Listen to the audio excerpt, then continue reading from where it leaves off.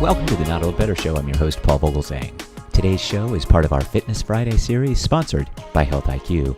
Go to healthiq.com/NOBS to support the show and learn more about the great healthy fitness-related life insurance quotes from Health IQ. Welcome to the Not Old Better Show, episode number 191. Today's show is another great one in our Fitness Friday series. We've got some excellent Fitness Friday news about fitness and dementia, and remember to check out the Health IQ quiz where you'll learn things about strength training, those stabilizers in the body like your core, so you work out safely and prevent falls, which are the leading cause of fatal injuries in older adults.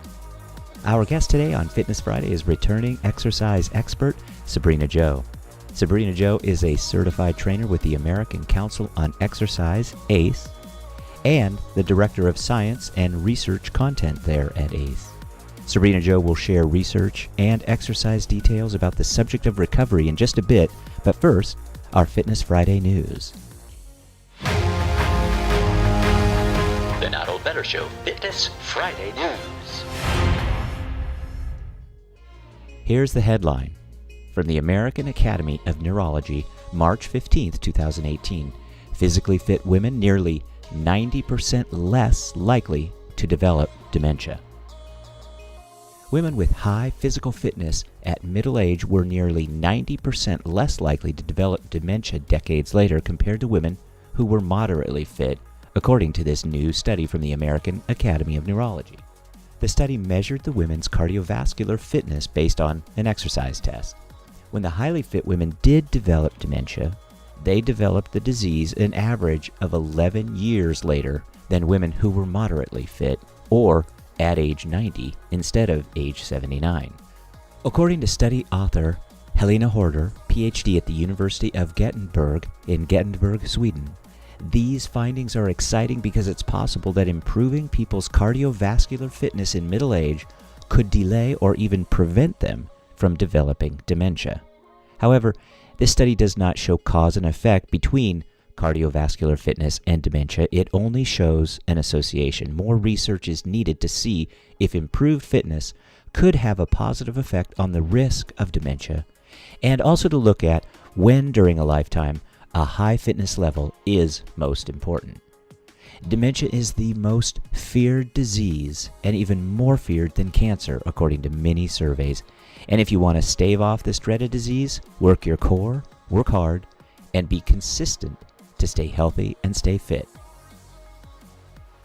We'll be right back with Sabrena Jo, American Council on Exercise, Director of Science and Research Content. But you know, speaking of health, nutrition, and fitness, as I mentioned, the Not Old Better Show is proudly sponsored by Health IQ. All the Not Old Better Show audience knows what a fitness fan I am, and with my love of fitness, I found a life insurance agency who loves fitness too and rewards those of us who exercise and lead healthy lifestyles with exclusive, special, and lower rates. Health IQ tells me that their customers save between 4 and 33% on their life insurance.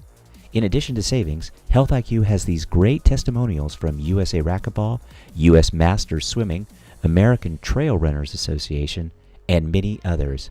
They're really great.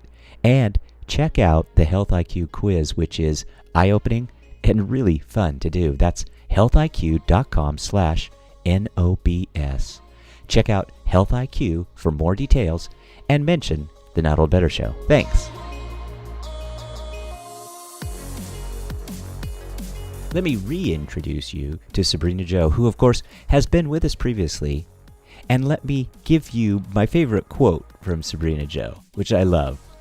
Sabrena Jo says, "I want to help people start and stick with physical activity." I just love that. I just think that is so important. And Sabrena Jo, joining us today, will have lots of advice on doing just that, remaining physically active. So join me in welcoming via Skype from the American Council on Exercise, Director of Science and Research Content, Sabrena Jo. Sabrena Jo, welcome back. It's so great to talk to you again. Thanks, Paul. It's great to be here. With your expertise as a member of the ACE senior team, I found some research on the ACE website about recovery. I know that there is a distinction between recovery between sets of exercise and then actual exercise sessions. So why don't you tell us a little bit about the research, because I know it focuses more on this idea of between exercise sets, and then we'll jump into a kind of a broader definition of recovery, if that's okay with you. Yeah, that sounds great. Good. The research that we recently published was around within workout recovery. And what I mean by that is we looked at some young men who worked out either an endurance method, like on a treadmill for, let's say, 40 minutes or so, or a very high intensity anaerobic power type of exercise set on let's say a bicycle or a stationary cycle. And so what we found was when we had those participants rest in between those different types of exercises, if they actually moved a little bit and did an active recovery, they performed better on their subsequent exercises. And a lot of times when you think of rest or recovery between sets or between exercise bouts, you might think of just simply standing around or sitting around, really just resting. And that's called passive rest. And what we found is that actually hinders your next set of exercise.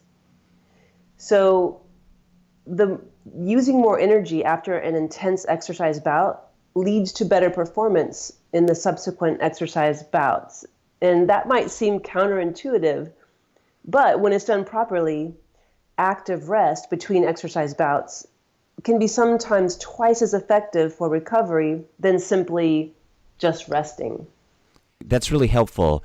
So what can we learn from this research and this idea of recovery that we could then apply between exercise sessions? Because there's probably passive recovery, active recovery, and proper recovery that we need to bear in mind in between those days, those kind of off days. Is that a good way of putting it? Yes. So what you're referring to are rest and recovery between days of working out. Mm-hmm. And then the study that I just described was looking at the recovery intervals between sets of exercises within the same workout. And so there are two ways to look at this, really. And I relate this to the general audience in terms of a trend that we've seen called high intensity interval training, or HIIT. Right. It's really popular these days. HIIT. HIIT. Yep. Yeah. And what that is it's just a method of exercise where you exercise at a very intense or vigorous intensity for several seconds or maybe even minutes, and then you back off and you rest or do something that's very light in intensity. And the reason that's so popular is because really anybody can do that type of exercise. It doesn't. There are several programs and protocols out there to choose from, but whether you're a young athletic person, whether you're someone who hasn't exercised before and you're just getting into it, or whether you're a sedentary person looking to lose weight or improve your health, any of those types of people can do this type of interval training. So what I find interesting about the study that we did, even though it was on young men, was that there could be some applications to the population as a whole if you take into account that during your rest or recovery intervals within your own workout, if you simply just keep moving, like just keep marching in place or walking around versus just having a seat between your intervals, you might actually perform better on your subsequent interval in terms of working out. So I find that to be interesting. But the other thing to consider is if you're going to engage in, especially the high intensity type of exercise, you definitely need days of rest in between your workouts. And that's where we might also think of recovery in between workouts in terms of days. And what are you doing on those days that you're not performing that high intensity activity? And that can actually benefit you or maybe not benefit you depending on how you're taking your recovery. How so?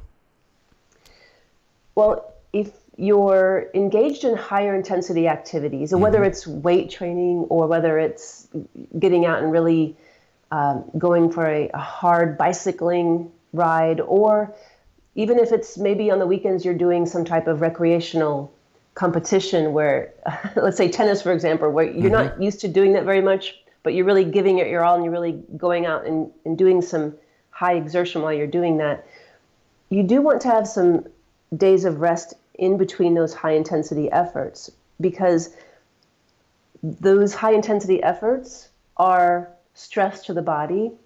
And the only way that you get better at that type of activity is if you have recovery sessions in between where your body actually rests and heals. So some of this is moderation, some of it's modification, but my age group, my general audience, is going to be interested in perhaps more rest in between a high intensity workout, and that rest might even need to be a little bit active in order to kind of stay limber and keep those muscles pliable for kind of the next exercise session. Would you agree with that? I would definitely agree with that. And the reason is, if you work out to the point that makes you sore the next day or two, it is perhaps just, intuition to not move or rest, maybe because it's uncomfortable.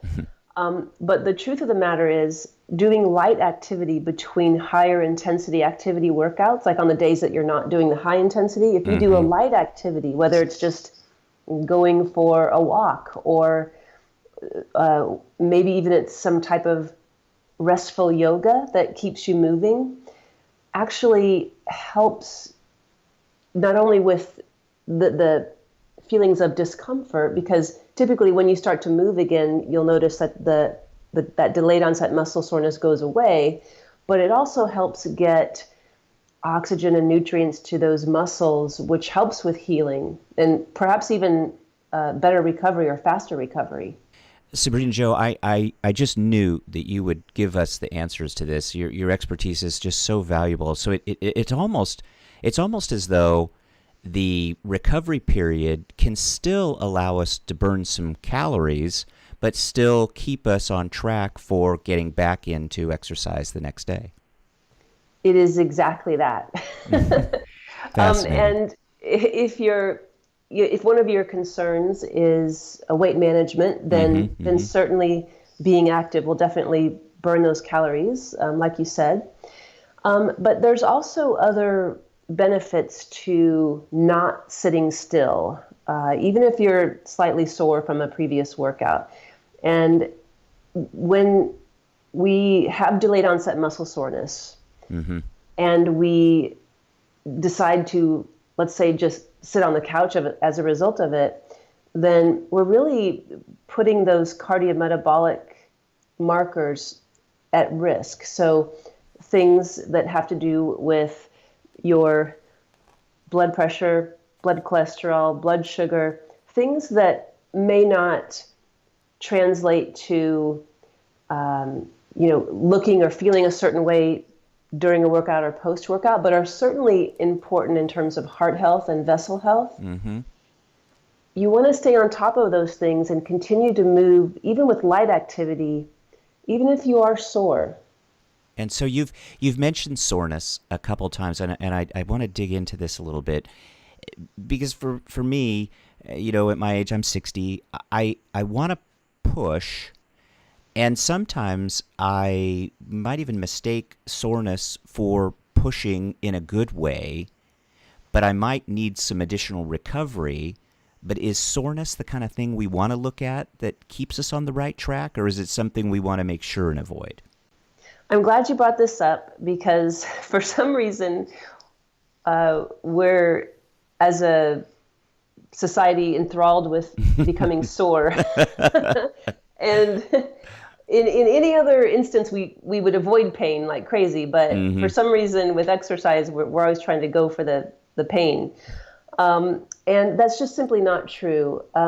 What muscle soreness is, in fact, is a destruction of the connective tissue and that surrounds the muscle fiber itself. And so a little bit of that is fine. It's okay for healing and rebuilding so that you actually come back stronger the next workout.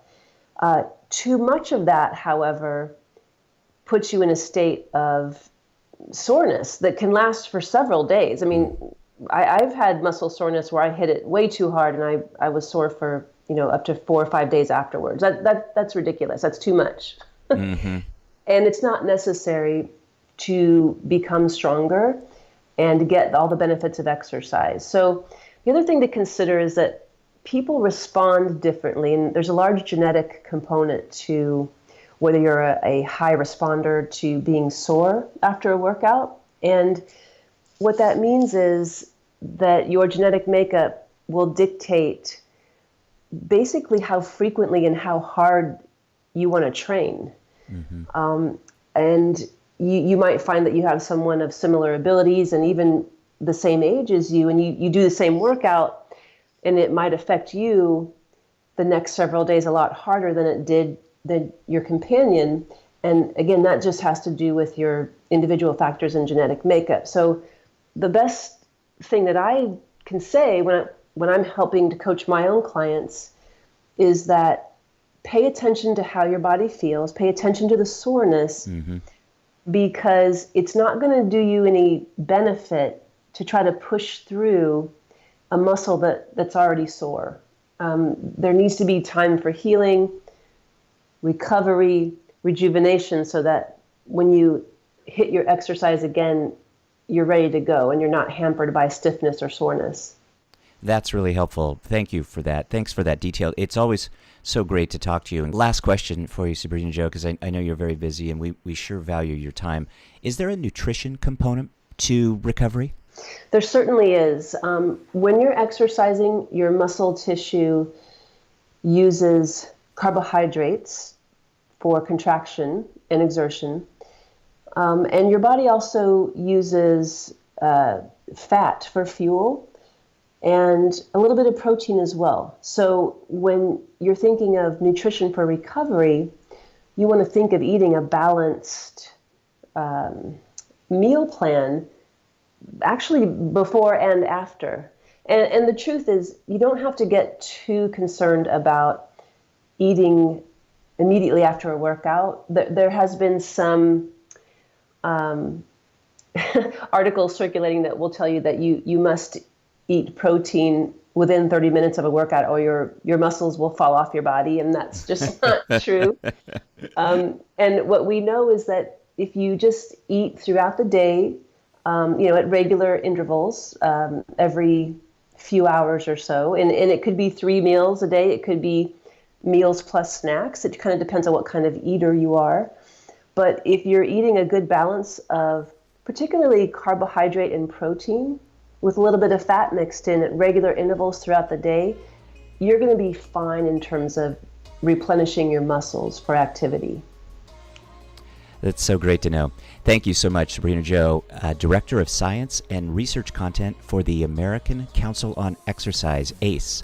Sabrena Jo, we are going to definitely have you back. It's just such a great thing to have you here and get all of the details behind this, and we know you know it well. I really look forward to that. Thanks, Paul. Thanks, Sabrena. My thanks to the American Council on Exercise and Sabrena Jo for joining us today and all their help in developing this particular program. If you want to learn more about Sabrena Jo and ACE, please check out our website. And thanks to all of you, my wonderful audience, for your absolutely encouraging, advice-driven emails with show and topic suggestions. Please keep them coming at info@notold-better.com. And thanks again to Health IQ. Join me for our next show, another great one, as we talk about better. The Not Old Better Show. Thanks, everybody.